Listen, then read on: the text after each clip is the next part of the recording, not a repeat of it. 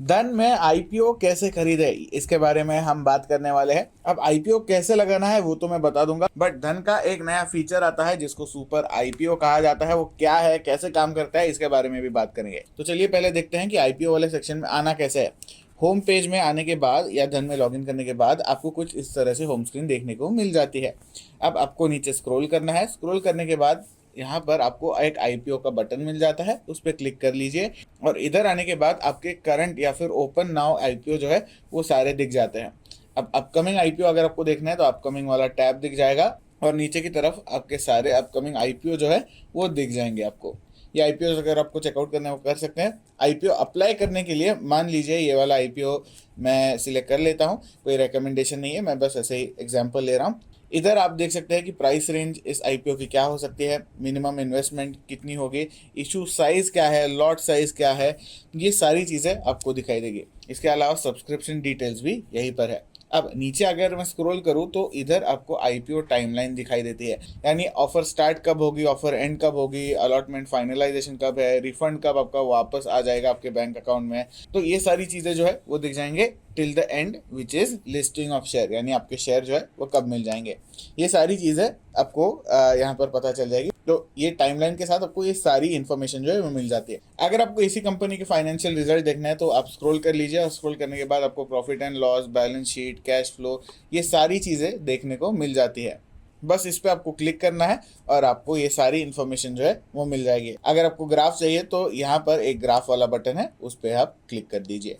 अब स्ट्रेंथ और रिस्क भी आपको धन पे यहाँ पर दिख जाते हैं कि आईपीओ की क्या है और बाकी आईपीओ की डिटेल्स है। अब आईपीओ को अप्लाई करने के लिए आपको बिड फॉर आईपीओ का एक ऑप्शन दिख जाता है, उस पर क्लिक कर दीजिए। तो इधर आने के बाद आप देख सकते हो बिड फॉर आईपीओ सिर्फ एचएनआई कैटेगरी में फिलहाल अवेलेबल है, यानी 2 लाख के ऊपर अगर आप इन्वेस्ट करना चाहते हो तभी आईपीओ अवेलेबल है। तो इस आईपीओ में आप देख सकते हो एक रिटेल ऑप्शन है, एक एचएनआई ऑप्शन है। अगर आप 2 लाख से कम में इन्वेस्ट करना चाहते हो तो आप रिटेल ऑप्शन सिलेक्ट कर देंगे। अगर आप 2 लाख से ज़्यादा में इन्वेस्ट करना चाहते हो तो ये ऑप्शन आपके लिए है और इसमें टॉगल करने के लिए आपको बस यहाँ पर टैप करना है। तो इधर आप आपके बिड लगा सकते हो, आपकी प्राइस जो है वो लगा सकते हो, सेकंड बिड, थर्ड बिड, ये सारे आप सिलेक्ट कर सकते हो और नीचे की तरफ place bid for IPO select कर सकते हो। अब पेमेंट प्रोसेस आप फॉलो कर लीजिए और आपकी बिड जो है वो लग जाएगा। तो सुपर आईपीओ की बात कर लेते हैं। अभी सुपर आईपीओ का मैंने ऑलरेडी एक बार ऑन किया था या फिर उसको एक्टिवेट कर दिया था, तो मुझे बैनर वगैरह नहीं आ रहा। आपको इस एरिया में जो है वो बैनर दिख जाएगा, आप बस एक्टिवेट कर लीजिए।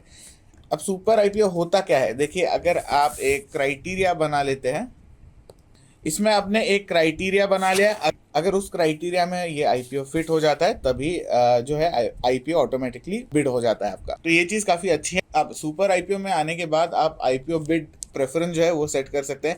यहाँ पर आपको रिटेल और एचएनआई का ऑप्शन जो है वो टॉगल करने को मिल जाता है और लॉट साइज जो है वो भी आप यहाँ पर सिलेक्ट कर सकते हो। फॉर एग्जांपल मुझे रिटेल चाहिए, 8 लॉट चाहिए, तो वो मैंने सिलेक्ट कर दिया। अब यहाँ पर जो है दोस्तों आपको कैटेगरीज मिल जाती है, रिटेल, QIB, SNII, BNII।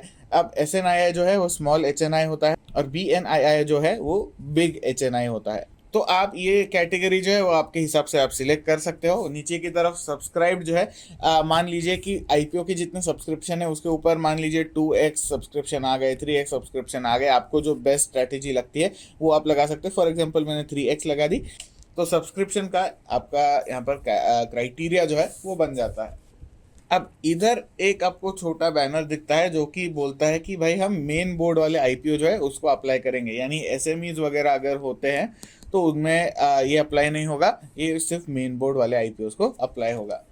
यानी जो आईपीओ 15,000 या 14,000 के बीच है वही अप्लाई होंगे, बाकी आईपीओ नहीं होंगे। तो इधर जो है दोस्तों उसके बाद आपको यूपीआई आईडी डालनी है। यूपीआई आईडी से क्या होगा कि जब एक सुपर आईपीओ आपके क्राइटेरिया में बैठ जाता है आपको एक नोटिफिकेशन आएगा, उसके बाद आप पेमेंट कर सकते हो और आईपीओ जो है वो आप बिड कर सकते हो। तो ऐसा कभी नहीं होगा कि आपने क्राइटेरिया बना लिया, यूपीआई डाल दिया तो ऑटोमेटिकली पैसा डिडक्ट हो गया, आपको पता नहीं चला, ऐसा कुछ नहीं होने वाला है। आपको एक नोटिफिकेशन आएगा, आपने हाँ बोलने के बाद ही वो आगे प्रोसेस करेगा। तो यहाँ पर यूपीआई आईडी हम डाल देंगे। अब यूपीआई आईडी जो है हमने डाल के वेरीफाई कर ली है।